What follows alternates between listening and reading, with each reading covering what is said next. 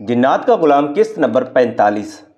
رات گئے ہم ملکوال جا پہنچے۔ راستے پر ہم تینوں نے کوئی بات نہیں کی تھی۔ حویلی پہنچ کر میں سیدھا اپنے کمرے میں جا کر بستر پر گر گیا اور تکیہ اپنے منہ پر رکھ کر حزن و ملال کی برکھا میں نہانے لگا۔ ساری رات میں نے یوں ہی گزار دی روتے ہوئے۔ مجھے نہیں معلوم اس رات حویلی میں کیا کچھ ہوا ہوگا۔ رنج سے مجھے اندر سے اس قدر بے خوف اور لا تعلق ہو گیا تھا کہ بے حسی کے سوتے میرے اندر دھڑا دھڑ پھوٹنے لگے تھے۔ نماز فجر کے وقت چاچی نے آ کر مجھے بیدار کیا تو اس کا رنگ اترا ہوا تھا۔ پتر تو ادھر پڑا ہے اور ادھر قیامت مچی ہوئی ہے۔ کیا ہوا ہے چاچی؟ میں بے تاثر جذبات سے انہیں دیکھنے لگا۔ شاہ صاحب آگ کا گولا بنے ہوئے ہیں، کہتے ہیں ساری حویلی کو جلا کر راکھ کر دوں گا۔ بابا جی بھی ناراض ہیں، وہ جا رہے ہیں۔ ملک صاحب نے کہا ہے انہیں نہ روکنا، لیکن پتر جی اگر وہ ناراض ہو کر چلے گئے تو اچھا نہیں ہوگا۔ چاچی میں کیا کر سکتا ہوں؟ اگر وہ جانا چاہتے ہیں تو انہیں جانے دیں۔ ملک صاحب جو کہتے ہیں اس پر عمل کرنے دیں انہیں۔ میرے دل میں بے حسی کا یہ عالم برپا تھا کہ مجھے حویلی سے اٹھتے ہوئے شعلوں کا منظر اچھا لگنے لگا تھا۔ جب میرا نشیمن الفت ہی جل گیا تھا تو مجھے اس کے نے اکسایا کہ آج حویلی والوں کو جلنے دو، انہیں مرنے دو۔ شاہ صاحب کے راستے میں کھڑے نہیں ہونا چاہیے مجھے، جو ہوتا ہے آج ہونے دو۔ تم اپنے لب سیلو اور دیکھو تماشا۔ زلیخا مجھے نہیں ملے گی تو کسی کو نہیں ملے گی۔ خود غرضی کی یہ جنگ میرے اعصاب پر بری طرح سوار ہو گئی تھی اور اس وقت میں بھول گیا تھا کہ میں بھی تو ہوس کا غلام بن گیا ہوں۔ مجھ میں اور ریاض شاہ میں کیا فرق رہ گیا ہے؟ لیکن یہ سوچ میرے ذہن میں ایک لمحہ کے لیے بھی نہیں آئی تھی۔ لیکن جب یہ پشیمانی کا ریلا اٹھا، اس وقت تک پانی پلوں کے نیچے سے بہہ چکا تھا، نشیمن اجڑ گیا تھا اور صدائے یاراں نہ جانے کہاں کھو گئی تھی۔ میں چاچی کے ساتھ شاہ صاحب کے حضور پیش ہوا تو وہ دیکھتے ہی نفرت سے بولے، یہ سب تیرا کیا درا ہے، تم زلیخا کو چاہتے تھے اس لیے تم نے نفرت کا یہ بیج بویا ہے۔ یہ سن کر چاچی حیران ہو کر میری طرف دیکھنے لگی۔ ہیں اس کا کیا قصور ہے شاہ صاحب؟ اس نے پٹی پڑائی ہے ملک صاحب کو، اس نے بڑا ظلم کیا ہے۔ حضرت جی کے پاس یہی لے کر گیا تھا نا انہیں؟ ہاں میں ہی لے کر گیا تھا۔ جذبات کے سیل ربا میں بہتے ہوئے میں نے کہا، کیا برا کیا ہے میں نے؟ تم جیسے انسان کو نہیں بلکہ انسان کے روپ میں ایک شیطان کو پکڑنے کے لیے ہمارے پاس کوئی راستہ تو نہیں تھا؟ تم نے روحانیت اور نیکی کی آڑ میں ہم لوگوں کے ایمان کو بیچ ڈالا، ہمیں بیچوں بیچ چوراہے میں ننگا کر کے مارا ہے تم نے۔ تم ایک بے غیرت انسان ہو ریاض شاہ۔ ہم نے حویلی کی عزت بچانے کے لیے اللہ کے ایک سچے اور کامل بزرگ سے مدد لی ہے اور سچائی سامنے آ گئی ہے۔ تم نے زلیخا پر جادو کیا اور اس کی سوچوں پر اپنے پہرے بٹھا دیے۔ بتاؤ کیا میں غلط کہہ رہا ہوں؟ تمہیں جس نے حضرت جی کے بارے میں بتایا ہے ان سے یہ بھی پوچھ لینا کہ زلیخا نے خون کی جو قے کی ہے وہ کس کا دیا ہوا زہر تھا۔ میں بولتا ہی چلا گیا۔ کہاں ہیں بابا جی؟ بلاؤ انہیں، میں انہیں اللہ کی عدالت میں کھینچ کر رہوں گا۔ ہم تم لوگوں کو نیک اور اسلامی سمجھتے رہے، لیکن تم نے ہم نے گمراہ کیا۔ تم کہتے تھے کہ بابا جی اور ان کے بزرگ صحابی رسول ہے۔ اللہ مارے تم جیسے انسان کو ریاض شاہ، تم نے ان بزرگوں کو بھی بھیج ڈالا۔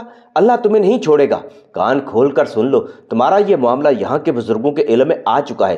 تم جناتی قوتوں کو انسانی معاملات کے لیے استعمال کر رہے ہو۔ تم نے جنات کو اپنا غلام بنا رکھا ہے۔ تم نے اللہ کے بنائے ہوئے اصولوں کو توڑا ہے۔ ریاض شاہ اللہ تمہیں نہیں چھوڑے گا۔ میری باتیں سن کر ریاض شاہ کا چہرہ غصے سے سرخ ہو گیا۔ میں جھوٹا، مکار اور شیطان ہوں؟ اگر یہی ہے تو پھر اس کا نتیجہ تم جلد بھگت لو گے۔ ریاض شاہ بہتری اسی میں ہے کہ تو خاموشی سے یہاں سے چلے جاؤ، تمہاری عزت اسی میں ہے۔ ہم نے تو فیصلہ کر لیا ہے کہ تمہارے ہر قہر کا سامنا کر لیں گے، لیکن تمہیں بھی اس قابل نہیں چھوڑیں گے کہ آئندہ کسی عزت دار اور معصوم گھرانے کو تباہ کرو۔ میں نے ریاض شاہ کو حضرت جی کا پیغام سنایا تو وہ سیخ پا ہو کر بولا، میں اس بڈھے کو بھی دیکھ لوں گا۔ وہ نتنے پھیلا کر اپنے اندر کے سفلی انسان کی بھڑاس نکالتا رہا، اپنا سامان جلدی سے سمیٹا اور سورج طلوع ہونے سے پہلے ہی حویلی سے رخصت ہو گیا۔ لیکن جاتے جاتے اس کے جنات دو عبرت ناک نشانیاں حویلی والوں کو دے گئے تھے۔ جنات نے حویلی کے سارے پودے جڑوں سے اکھیڑ دیے تھے اور کئی کمروں کے شہتیر گرا دیے تھے۔ حویلی کے مکینوں نے بڑی مشکل سے جان بچائی تھی۔ مجھے یقین تھا میری باتیں اسے غصہ دلائیں گی، اور یہی ہوا۔ ملک صاحب کے سارے جانور بھی ہلاک ہو گئے تھے۔ چند لمحوں میں حویلی کھنڈر بن کر رہ گئی تھی۔ دوپہر تک ہم سہمے رہے کہ نہ جانے اب کیا ہوگا۔ اللہ کا شکر تھا کہ کسی کو کوئی جسمانی تکلیف نہیں پہنچی تھی۔ ملک صاحب اور میں اسی دوپہر کو کپتان کے گھر گئے۔ اس کی والدہ حضرت جی کے بھیجے ہوئے رشتے پر اس قدر خوش تھی کہ بیان خوشی سے باہر ہے۔ وہ کہنے لگی، میرے بیٹے کو چند روز بعد محاذ پر جانا ہے، میں تو چاہوں گی اس کا نکاح اور رخصتی ابھی ہو جائے۔ میں نے شاید زندگی میں کسی کی شادی اس قدر تیزی سے ہوتے نہیں دیکھی ہوگی۔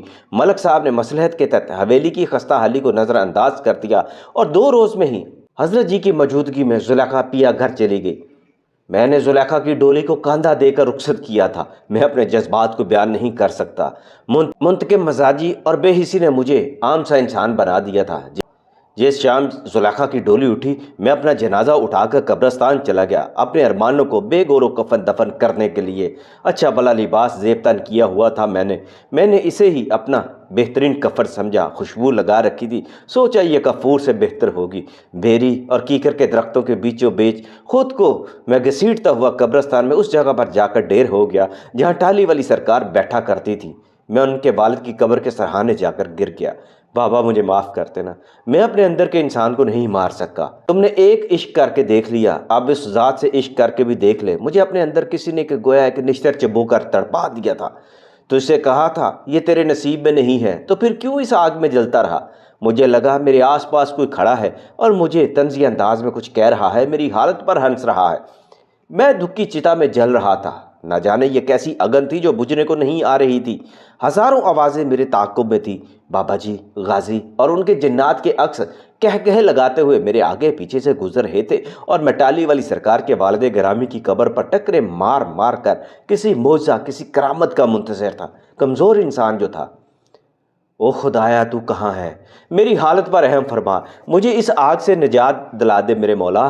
میں جانتا تھا اس ذات اعلیٰ کہ ثواب میرا کوئی پرسان حال نہیں تھا، لیکن اللہ میاں جی نے مجھ پر رحم نہیں کھایا۔ میں نے ساری رات غموں کے بوجھ تلے دب کر گزار دی۔ میں یہی سوچتا رہا کہ مجھ پر اللہ نے رحم نہیں کھایا۔ میرے اندر پیدا ہونے والی بے حسی نے مجھے سجدہ تک نہیں کرنے دیا۔ میں تو بزرگوں کی تعلیمات کو بھی بھول گیا تھا۔ آخر ایسا ہی کمزور انسان ہوتا ہے نا۔ میں آج اس رات کے بارے میں سوچتا ہوں تو اپنی اس حالت پر مجھے ترس بھی آتا ہے اور حیرانی بھی۔ مجھے یاد ہے اس کے بعد میں کبھی کسی قبرستان میں نہیں ٹھہرا اس طرح۔ اگر کوئی عزیز وغیرہ فوت بھی ہو گیا اور اسے دفنانے کے لیے قبرستان جانا بھی پڑا تو میں زیادہ سے زیادہ 5 منٹ ہی ٹھہرا ہوں گا، کیونکہ قبرستان میں داخل ہوتے ہی میں یادوں کی برسات میں بھیگنے لگتا ہوں۔ مجھ پر وحشت اور خوف طاری ہو جاتا ہے۔ ایسے لگتا ہے جیسے مردے قبروں سے نکل کر مجھ پر جپٹنے لگتے ہیں۔ اللہ گواہ ہے، میں وہم و خیال کا شکار ہونے والا انسان نہیں ہوں۔ ایک انسان جن حالات سے گزرتا ہے اس کے درد کی کیفیت کوئی دوسرا کیوں کر لگا سکتا ہے؟ اس رات میں قبرستان میں یوں پڑا تھا جیسے میں مردہ ہوں۔ یہ اتفاق ہی تھا یا اللہ نے میری حفاظت کی خاطر مجھے اس خوفناک ویرانے میں مجھے تنگ کرنے کے لیے کسی شے کو میری طرف نہیں آنے دیا تھا؟ لیکن میں تو ناشکرا تھا۔ میں تو سمجھتا تھا کہ اللہ کی بارگاہ سے میں راندہ ہو کر نکلا ہوں۔ بہرحال صبح ہوئی، دوپہر ہونے کو آ گئی، میں بے ہوش پڑا رہا۔ مکھیاں اور کیڑے میرے اوپر رینگتے اور اڑتے رہے۔ کوئی 12 بجے کی بات ہوگی، گاؤں کے کسی شخص نے مجھے اس حالت میں دیکھا تو بھاگتا ہوا ملک صاحب کے پاس جا پہنچا۔ اس وقت وہ زلیخا کے پاس شہر جانے کی تیاری کر رہے تھے۔ وہ اور نصیر بھاگتے ہوئے میرے پاس آئے، مجھے ہوش میں لانے کی کوشش کرتے رہے، لیکن میں ہوش میں نہیں آیا تو وہ دونوں مجھے ٹانگے میں لاد کر حویلی میں لے آئے۔ وہ زلیخا کا مقلابہ لینے جانا چاہتے تھے، لیکن وہ بھول گئے اور مجھے ہوش میں لانے کی تدابیر کرتے رہے۔ وہ کس قدر پریشان تھے اس کا اندازہ تو مجھے ہوش میں آنے کے بعد ہوا۔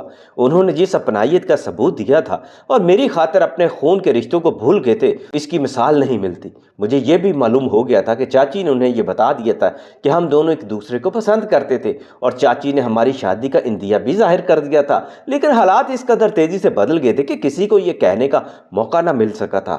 ملک صاحب چاچی پر بہت زیادہ برسے تھے اس دن۔ انہوں نے انتہائی رنج کے ساتھ کہا تھا، اوے کم عقل عورت، اگر تو نے یہ بات مجھے پہلے بتا دی ہوتی تو میں حضرت جی کے پاؤں پکڑ کر ان سے پوچھ لیتا کہ اپنے شاہد پتر کے ساتھ زلیخا کی شادی کیوں نہ کر دوں۔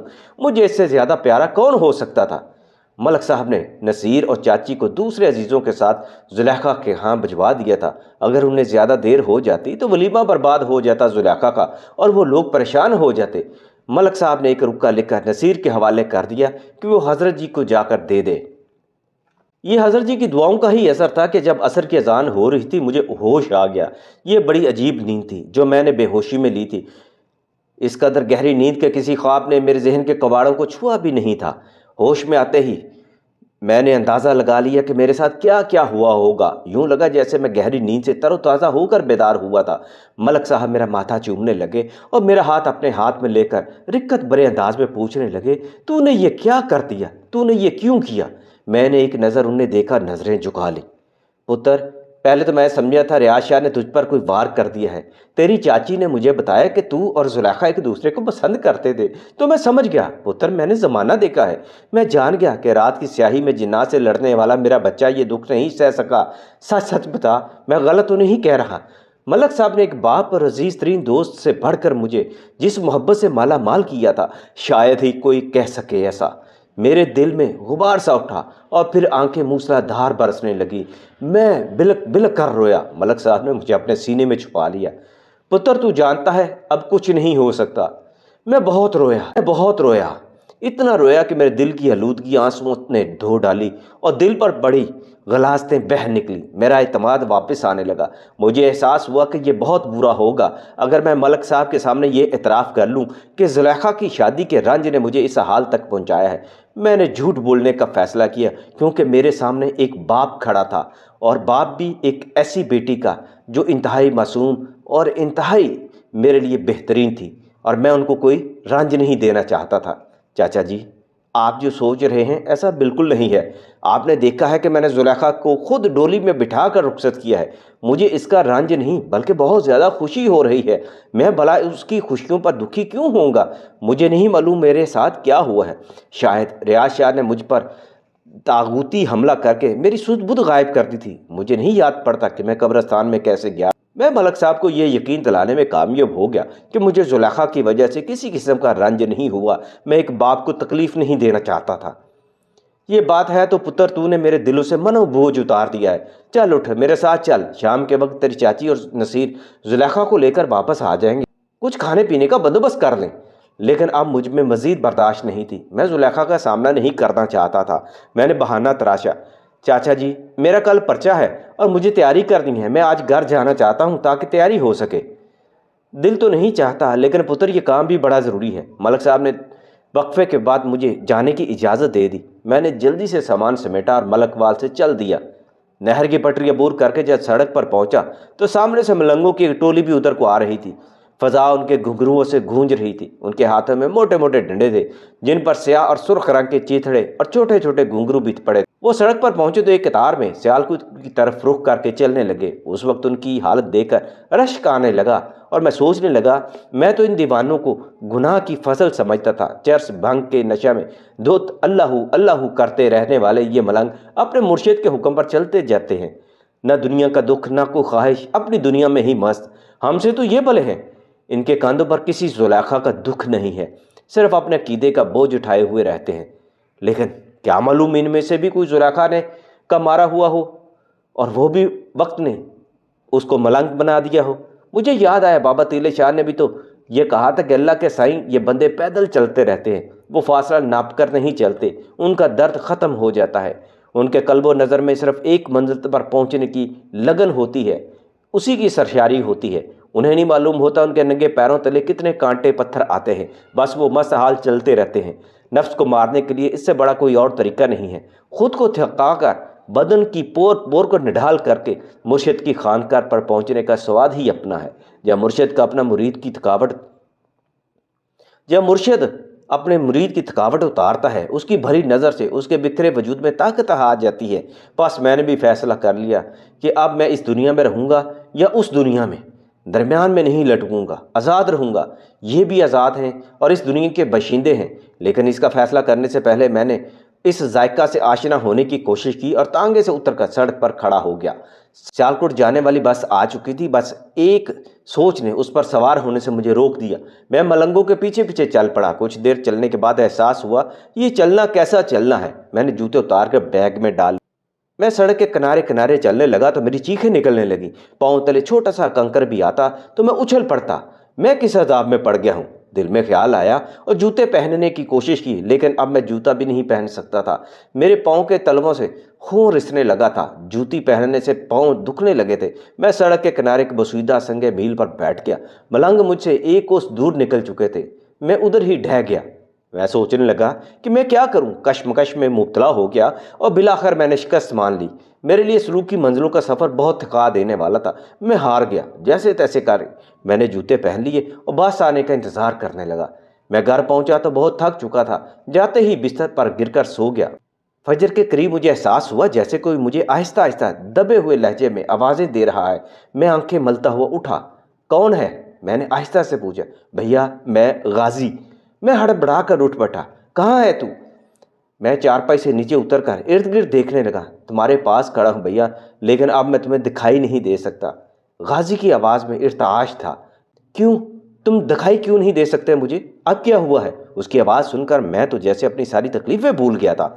बस भैया, वो एक रिश्ता जो हमारे दरमियान वसीला था अब ख़त्म हो गया है, इसलिए तुम्हें दिखाई नहीं दे सकते। वो बाकायदा हिचकियाँ भर भर कर रोने लगा। गाजी, बस कर यार, मुझे साफ साफ बताओ हुआ क्या है। अगर वो ज़ाहरी हालत में मेरे पास होता तो मैं उसको अपने साथ लिपटा कर दिलासा देता, लेकिन वो तो हवा में था। हवा को हाथ में कैसे लगा सकता था मैं? भैया, वो अपने शाह साहब जो नाराज़ हो गए हैं, और वो जुलेखा भी तो हमसे दूर चली गई है ना। देख गाजी, इधर आ, मेरे पास बैठ जा। तुम्हारे पास ही तो बैठा हुआ हूँ भैया। उसकी आवाज़ से अंदाज़ा लगाया कि वो मेरे दाएं जानब बैठा था। मैंने अंदाजे से हवा में छुपे उसके वजूद को छूने की कोशिश की तो लजा शर्मा कर बोला, क्या करते हो भैया, गुदगुदी तो ना करो।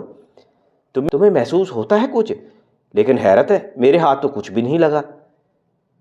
वो खी करके हंसने लगा। लगेगा कैसे हाथ? मैं तो हवा में हूँ। हवा का कोई ठोस जिस्म तो होता नहीं। अगर ठोस जिस्म नहीं है तो फिर तुम्हें क्यों गुदगुदी होने लगी थी? वो दोबारा खी करके हंसने लगा। भैया, तुमने हाथ ही ऐसी अंदाज में मारा था जैसे कोई अंधा हाथों से फ़ज़ा में कुछ टटोलने लगता है। तुम्हें महसूस नहीं हुआ तो क्या हुआ, लेकिन तुम्हारे हाथों ने हवा के वजूद में तो इर्ताश पैदा कर दिया था। जैसे पानी में हाथ डालो तो भीग जाता है हाथ, लेकिन जब पानी में हाथ मारो तो पानी को महसूस होता है और वह दूर दूर तक फैल जाता है। गाजी, तुम तो फ़िलासफ़र बन गया। दुख इंसान को फ़िलासफ़र बना देता है भैया, जैसे कि तुम्हें। मेरी बात छोड़ो।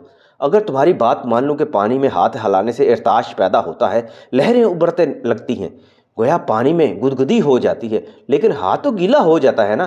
फिर मेरा हाथ हवा में छुपे तुम्हारे वजूद से गैर महसूस तरीके से छू गया है, तो मेरे हाथ को क्यों नहीं महसूस हुआ? देखो तो मेरे हाथ ना गीले हुए हैं, ना किसी किस्म की ठंडक और गर्मी का एहसास हुआ है ना मुझे। ऊपर से तुम कह रहे हो मैंने तुम्हें छुआ है। शायद मैं तुम्हें समझा ना पाऊँ भैया, लेकिन ये हकीकत है। इसका एक सबूत तुम देख सकते हो। अपनी अंगूठी को देखो, इसका रंग बदल गया है ना। क्या मतलब? मैंने गाजी की दी हुई अंगूठी देखी तो वाकई उसका रंग स्याह पड़ गया था। अब तुम पूछोगे ये कैसे हुआ? हाँ, ये तो मैं ज़रूर पूछूंगा। भैया, ये जो मुक़द्दस जवाहरात होते हैं, इनकी रखवाली हम करते हैं। हम जिन पहाड़ों की गारों में रहते और गहरे पत्थरों में रहते हैं, उनके नीचे ये पत्थर मकनातीसी और तागूती अमल से तैयार होते हैं। ये अल्लाह की कुदरत है। ये ख़ास दर्जा हरारत उन्हें चाहिए होता है। हमारी दुनिया में इन पत्थरों की बड़ी कदर की जाती है, क्योंकि हम इनके पुरअसरार अमाल और असरात से अच्छी तरह आगाह होते हैं। आपकी दुनिया में जब इन पत्थरों की तजारत होती है तो इनके रंग मुख्तलिफ हो जाते हैं, लेकिन हमारे पास ये सब स्याही माइल होते हैं। अलबत्ता इनके ख्वास से हम आगाह होते हैं। यूँ ही तुमने मुझे छुआ, ये पत्थर मेरे वजूद से छुआ और अपना रंग बदल गया। हैरत से मेरे मुंह से निकल गया, या अल्लाह, क्या मैं इसको एक शिनाख्त समझ लूँ? कैसी शिनाख्त?